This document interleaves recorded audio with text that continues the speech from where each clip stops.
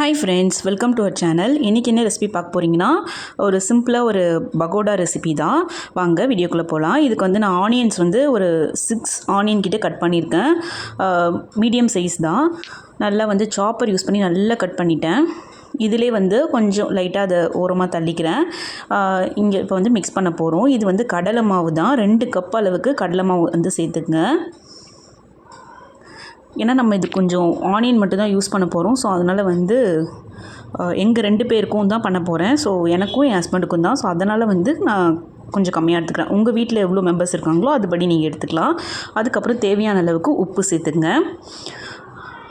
அதுக்கப்புறம் 1/2 table spoon அளவுக்கு மிளகாய்த்தூள் வந்து சேர்த்துங்க.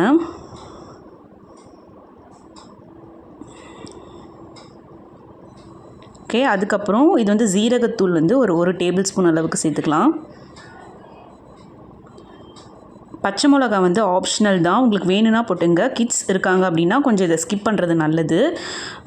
வேணும்னா நீங்கள் அந்த ஒரு ஃப்ளேவருக்காக போட்டுக்கலாம். அதுக்கப்புறம் இது வந்து கார்ன்ஃப்ளவர் மாவு தான் நான் ஆட் பண்ணுறேன். அரிசி மாவு கூட நீங்கள் இங்கே சேர்த்துக்கலாம். 2மே கூட மிக்ஸ் பண்ணி சேர்த்துக்கலாம்.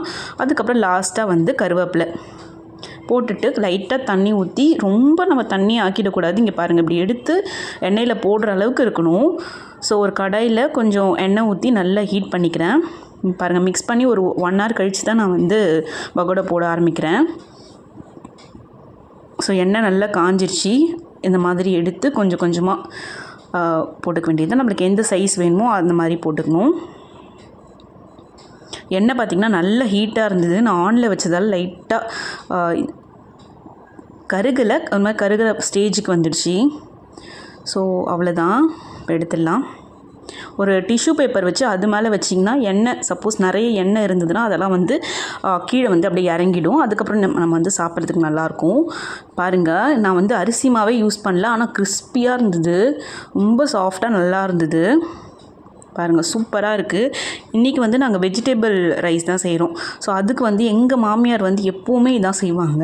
ஸோ நானும் இன்றைக்கி வந்து அதையே ட்ரை பண்ணி பார்த்தேன். பாருங்கள், பார்க்கவே சூப்பராக இருக்குது. ஸோ நான் சொன்ன மாதிரி வெஜிடபிள் ரைஸ் தான். கொஞ்சம் தயிர் வச்சுருக்கேன், ஒரு எக்கு, அதுக்கப்புறம் பகோடா. நீங்களும் ட்ரை பண்ணி பார்த்துட்டு எப்படி வந்துச்சுன்னு மறக்காமல் சொல்லுங்கள் ஃப்ரெண்ட்ஸ். பாய்.